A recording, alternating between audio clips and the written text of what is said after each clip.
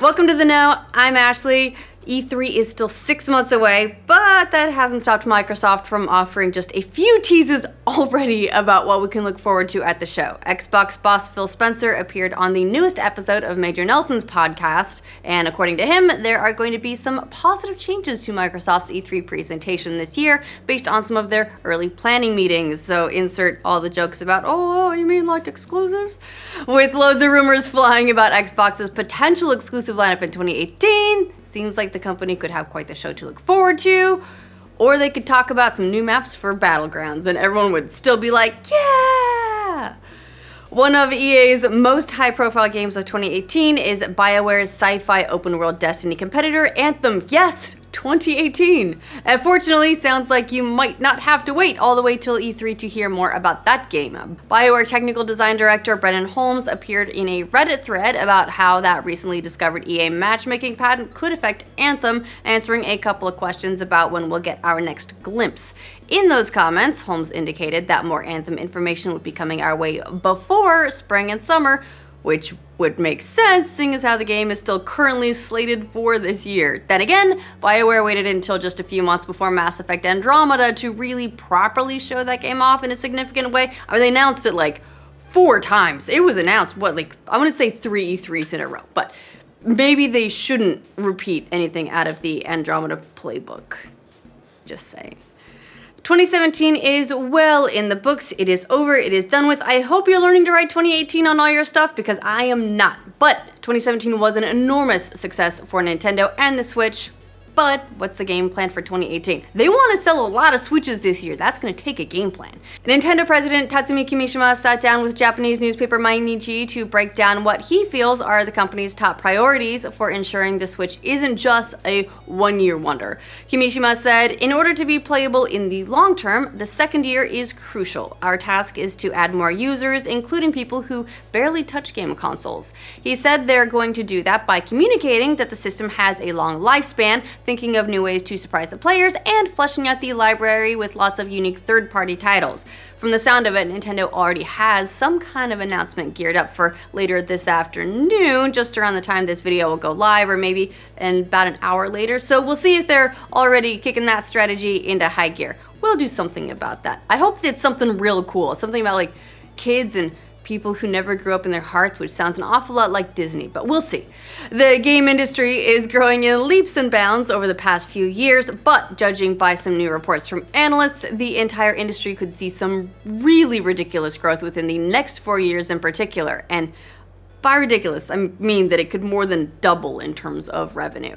These baffling numbers come from a new report published by industry analysts DigiCapital, who write that if trends continue, the games industry revenue will increase from $116 billion in 2017 to $165 billion in 2018, and all the way up to $230 billion by 2022.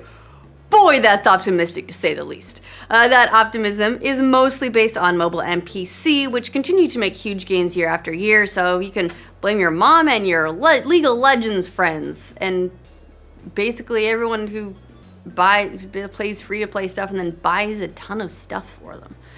Got a Steam game you never played and you want some cash? Well, too bad because it's on Steam, but a new platform says it can help you do that. Robot Cash describes itself as the industry's first ever decentralized video game distribution platform and says it will let you resell digital PC games. Oh, and it's launching its own cryptocurrency called Iron for use when you buy and sell your games. According to the site, selling a game will get you 25% of the money while 70% goes to the developer. So that'll be interesting because that's always been one of the big hang-ups that the games industry has had against reselling games. You know, I know, yes, legally you can resell it whatever you want, but they've always been a little bit bitter about it because they don't see anything from that second sale. This time they actually would. Now that remaining 5%, presumably, goes to the site. The platform is the brainchild of InXile CEO Brian Fargo and former Atari executive Lee Jacobson, so it does actually have some backing.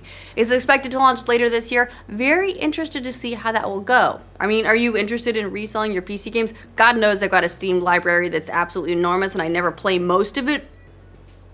but I don't think I could let them go. I'm kind of a hoarder like that, though. At least I'm a digital hoarder. It keeps things clean.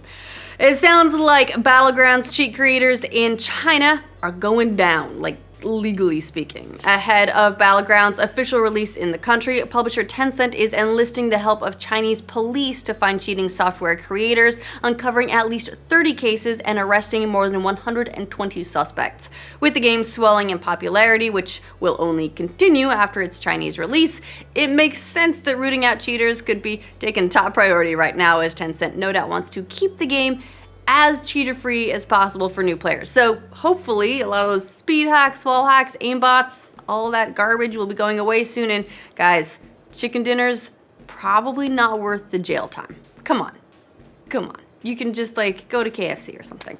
Speaking of cheaters, it looks like Epic Games is going after another cheater in Fortnite. Oh yeah, and this one's probably older than 14. The developer sued a New Zealander named Yashkosai, saying he stole premium currency in Fortnite Battle Royale. In a lawsuit filed in federal court in California, Epic says that the New Zealand resident created an exploit that let him get free V-Bucks, which is the name of the currency that lets players buy skins and other game items. Of course, not the first time Epic's gone after cheaters in court.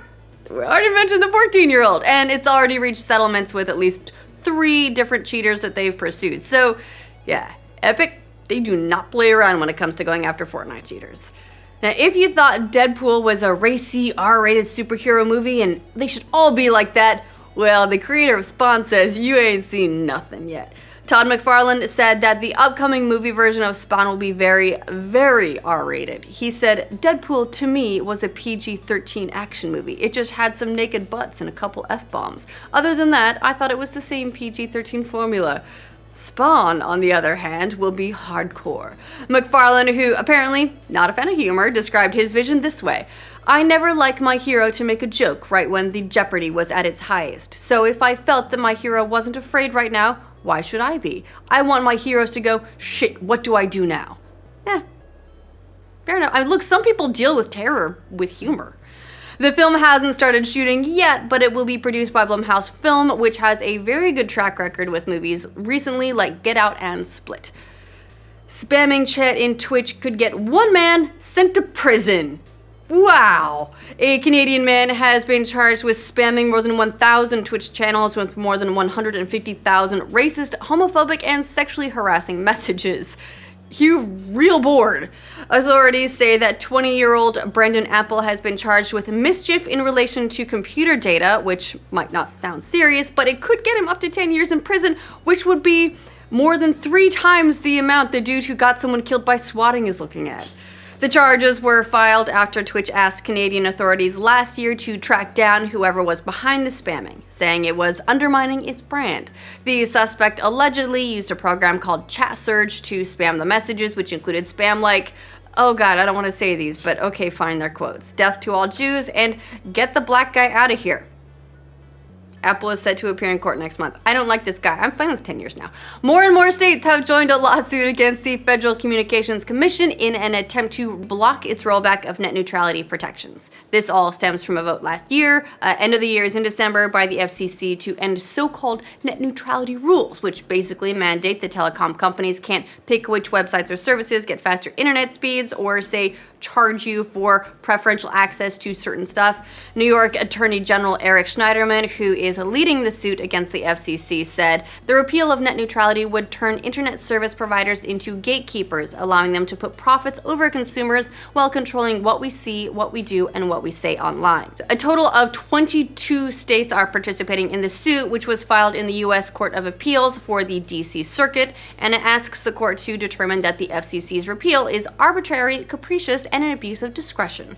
We'll see if anything comes out of it. There's also currently an effort in the Senate to pass a law that blocks the FCC's ruling, so fingers crossed if you're a fan of net neutrality. Alright, that is everything for this roundup. Let us know what you think of all this news in the comments down below. To make sure you get all the news from every corner of the internet every weekday, like this video. If you're new to this channel, subscribe to the know. Nintendo President Katsumi... What was it?